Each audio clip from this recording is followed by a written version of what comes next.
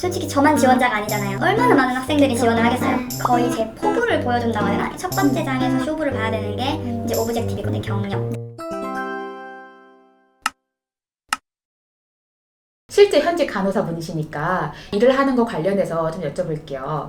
처음 RN이 딱 되셨을 때 처음 일했던 곳이 어디셨어요? 루랄에 있는 클레몬트 멀티퍼포스 헬스 서비스라고 브리즈번에서 12시간 정도 떨어져 있어요. 근데 그렇게 멀리 가시는 거에 대해서는 크게 괜찮으셨어요? 제가 처음 갈 네. 때는 그냥 의기양양하게 갔죠. 아, 내가 여기서 한번 배워보겠다 네. 하고 이제 갔는데 결국 돌아왔어요. 그 일을 잡은 게 혹시 뉴그렛을 통해서 네, 잡으신 맞아요. 거예요? 뉴그렛 프로그램으로 해서 이제 가게 된 거예요. 오, 그러면 보통 간호 졸업하실 분들이 이제 뉴그렛을 많이들 생각을 하시잖아요. 그쵸. 이 뉴그렛 같은 경우는 신청 기간이 따로 정해져 있어요? 병원마다 다르지만 퍼블릭은 아마 이번 7월에서 8월 사이에 한번 열릴 거예요. 미드텀 같은 경우는 졸업을 7, 8월을 앞두고 계신 네네네. 분들을 위한 건데 그런 것은 이제 발품 파셔서 어느 병원에서 미드텀이 열리는지 그런 걸 알아보시고 공고 기간에 맞춰서 내 이제 이력서랑 커버레터 아니면 도큐멘트를 내라고 하시면 도큐멘트가 다 낸 다음에 이제 거기서 쇼부를 이제 보셔요. 일단은 제가 서류 접수가 끝나면은 이제 그쪽에서 저의 이제 선호도, 프리퍼런스를 먼저 체크를 해서 프리퍼런스에 대한 거를 다 이제 나눠요. 어느 학생은 여기 지원했고 저기 지원했으니까 이렇게 나눈 다음에 쇼트리스트를 만들어요. 웬만해선 모든 사람을 다 보게 해주지만 어느 병원이건 다 폴리시랑 프로세저가 다르기 때문에 이 지원자에서 깎아요. 쇼트리스트를 만들고 네. 인터뷰 오퍼를 줍니다. 그러고 나서 인터뷰를 보게 되잖아요. 그러면 이제 인터뷰를 보고 난 후에 얘네들이 거기서 이제 결정을 하는 거죠. 이 인터뷰자에서 한 두세 명 정도 그러면 이제 그 뽑힌 분들한테만 이제 오퍼 레터가 날아가는 거죠. 그러면 그 오퍼를 받고 뉴그렛이 지정된 병원으로 가게 되는 거네요. 그러면 처음 그 가셨던 병원에서 그 에이지드 케어 세팅에서도 좀 일을 하셨다고 들었는데 보통 어떤 일을 주로 하게 되나요? 보통 간호사로 이제 일하게 되면 처음에 먼저 핸드오버를 받으면서 전에 이제 시프트 간호사가 어떤 걸 다 했고 그리고 이제 또 업데이트가 어떤 게 됐는지부터 파악을 해요. 네. 저희 병원이랑 같이 있는 에이지드 케어여가지고 매니지먼트에서 뭔가 바뀐 게 있거나 아니면 매니지먼트에서 업데이트가 된 게 있는지 확인을 하고 없으면 그냥 이제 하루 일과를 시작을 하는데 처음이 이제 거의 다 약을 주는 시간이죠.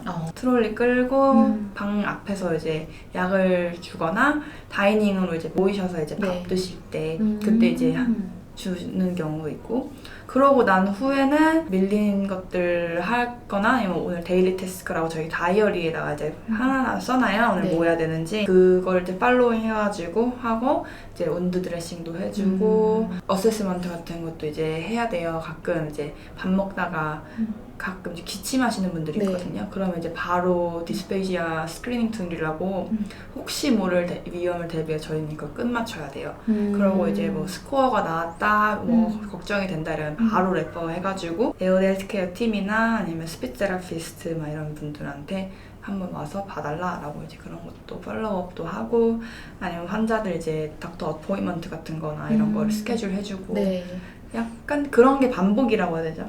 이제 가끔 막 스텝 없거나 이러면 저도 똑같이 AI들 하는 것처럼 도와줘야 샤워도 가끔 시켜줘야 되고 밥도 같이 이제 떠먹여드려야 되는 것들도 있고. 그러면 지금은 이제 다른 병원으로 이직을 하셨잖아요. 지금 어디서 그럼 근무를 하고 계시는 거예요? 저는 이제 로열 브리즈번에서 로얄 브리즈번에서 그럼 거기서 주로 하시는 업무는 어떻게 되세요?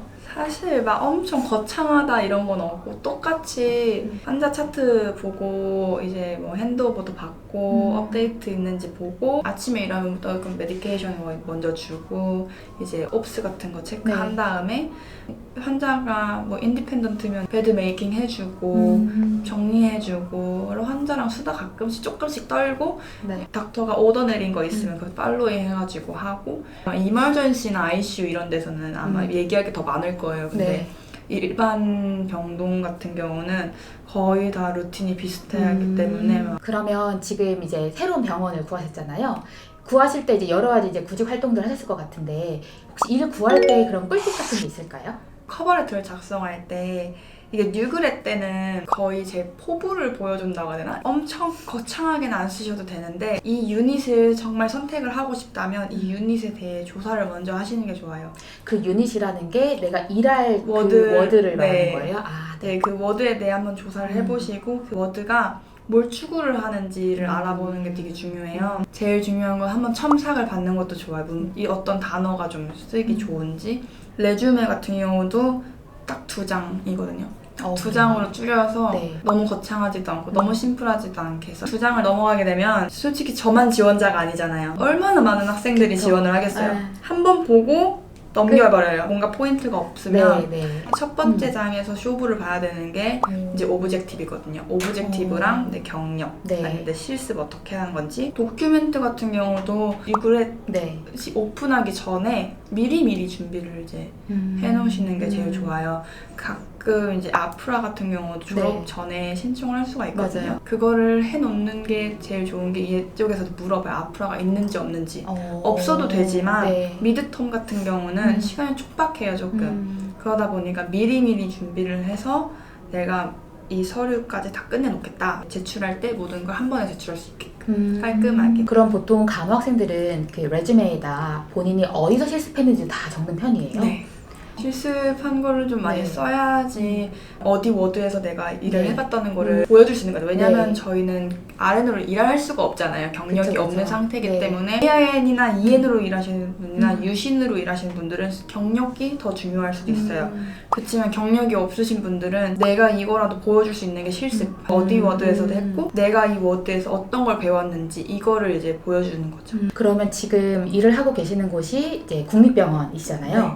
국립병원에서 일할 때 어떤 장단점이 있을까요? 일단 서포트가 이제 너무 좋아요. 좀 이제 혜택도 많고 애뉴얼 리브 같은 경우나 엄청 막 화려한 서포트는 아닌데 좀 마음이 편하게 일을 해야 된다고 해야 되나? 네. 제가 정말 힘든 일이 있거나 이러면은 매니저가 먼저 이제 팔로우업 해주면서 같이 서포트 해주고 힘들 때도 예를 들면 뉴그레 때나 이럴 때도 제가 따라가지 못하는 그런 거는 먼저 와서 교육을 또 시켜주려고 하더라고요. 교육적인 부분에서는 네. 국립이 진짜 커리큘럼도 잘 돼 있고 스트럭처도 잘 돼 있고 배우기에는 진짜 좋아요. 그리고 다양한 인종들이 좀 많으니까 국립은 멀티컬처라고 해야 되나? 이런 부분에서는 정말 소외감 없이 일할 수 있다고 그런 거에 대해서는 정말 좀 스트릭하게 얘네들이 도와주는 것 같아요. 보통 국립 RN의 연봉이 대충 얼마 정도 되는 거예요? 이번에 시급이 올라서 41불 75센트인가? 부터 시작을 하거든요. 이제 1년차 격리 뉴그렛부터 해서 그 평균이 있어요? 퀸즐랜드 헬스 널스 웨이지가 있어요. 그러면 이제 거기에 표가 이렇게 쫙 나와요. 네, 네. 내 연차, 연차에 따라 내 연차나 이제 내 그레이드에 따라서 이제 시급이 달라지거든요. 지금 소리님이 어쨌든 RN으로 현재 정말 일을 하고 계시잖아요. 직업 만족도는 어떠세요? 저는 너무 좋아요. 저는 솔직히 좋아요. 간호사로 일한다는 것 자체가 네. 일단은 직업이 안정적이고 제가 엄청난 실수를 하지 않는 이상 이제 네. 병원에서 잘릴 일은 없고 시프트 워크긴 하지만 일반적으로 일하는 데는 오늘 바쁘니까 그냥 집에 돌아가 막 이런 것들도 많고 아니면 일을 줄여버리거나 이러는 것도 많은데 병원 이런 데 말고 약간 이제 옛날에 알바했을 때나 식당 이런 데는 그렇지만 병원은 사람이 없다고 집을 보내진 않고 유지를 시켜놓는 네. 경우가 크잖아요. 네. 그러다 보니까 오늘 뭔가 바쁠 것 같고 환자 중요도가 얘는 무조건 한 명 더 필요해 라고 하면 한 명을 더 불러서 모든 널스들이 좀 안 힘들게끔 해주는 그런 시스템이 있기 때문에 네. 그런 것로 인해서 좀 몸과 마음이 편하다고 해야 되나? 물론 뭐 가끔 환자한테 욕먹고 막 이런 것도 있지만 그건 어디든 다 있는 그쵸? 거라고 생각해서 맞아요. 네, 한국은 사실 그 간호 문화 안에 태움이라는 문화가 사실 있잖아요. 맞아요. 근데 호주에도 그런 게 있을까요? 그것까지는 아닌데 한국에 친구들이 간호사가 있어서 이제 많이 들어요. 자기도 외국 간호사가 되고 싶다. 너무 네. 힘들다 가끔. 왜냐고 물어보면 다 이제 태움이 너무 심하다고 하더라고요. 여기 또 없는 게 아니라고 그냥 처음부터 태움을 하는 게 아니고 그냥 너 마음에 안 들어? 이게 아니고 본인이 좀 잘못을 하거나 본인이 적응을 못하면서 시작되는 것 같아요. 나 오늘 여기 새로운 널스야. 같이 막 재밌게 일해보자. 커뮤니케이션 하는 것처럼 대화도 좀 많이 해보고 같이 일하면서 이제 손발도 맞춰야 되는데 할 수 있는 게 없고 이걸 가르쳐 줬는데도 못 따라가고 이게 실수가 반복되다 보면은 얘는 자질이 없다고 생각을 들 수밖에 없는 거죠. 내가 이 상황을 계속 커버를 해야 되는 거잖아요. 나도 바쁜데. 그러기 때문에 이제 얘를 배제를 해버리는 거예요. 네 그냥 할 거 해라. 내가 다 한다. 아니면은 얘를 리포트를 해버리는 거죠. 간호사끼리도 가십이 진짜 많아요. 막 언급이 되게 시작해요. 그러면 이제 간호사들이 조금씩 피하게 됩니다. 그러면서 자기가 이제 소외감 느끼고 이제 매니저한테 리포트를 해서 이런 상황인데 간호사들이 나를 따돌리는 것 같다. 그러면 이제 매니저가 조사를 팀 리더나 뭐 이제 얘기를 하겠죠. 그럼 이제 그때 나옵니다. 얘가 퍼포먼스가 너무 안 좋고 우리랑 어울리려고 하지도 않고 이게 보이지 않는 약간 대음이라고 해야 돼. 그러니까 완전 한국은 대놓고 이렇게 처음부터 그러는 거라면 호주는 본인의 역량이 있겠네요. 네, 그러니까 역량이 안 되면 무시받는 수밖에 없고. 그러면 호주 간호사로서 영어 능력이 생각하셨을 때 얼마나 중요하신 것 같으세요? 영어가 일단 기본 베이스는 무조건 돼야 돼요. 모든 사람이 다 영어로 말하고 있는데 영어가 안 되면 내가 여기서 말해야 될 거를 만말할 수도 있고 내가 이 사람이 뭘 말하는지 이해가 안 돼요. 근데 시골 병원을 가시면요 정말 알아들 수가 없는 게 호주 액센트가 다 다르고 일단 빨리 말해요 사람들. 그래도 웬만해서 다 알아듣는다고 생각을 했거든요. 실습 때도 그렇고 커뮤니케이션에서 정말 지적받은 적이 한 번도 없기 때문에. 근데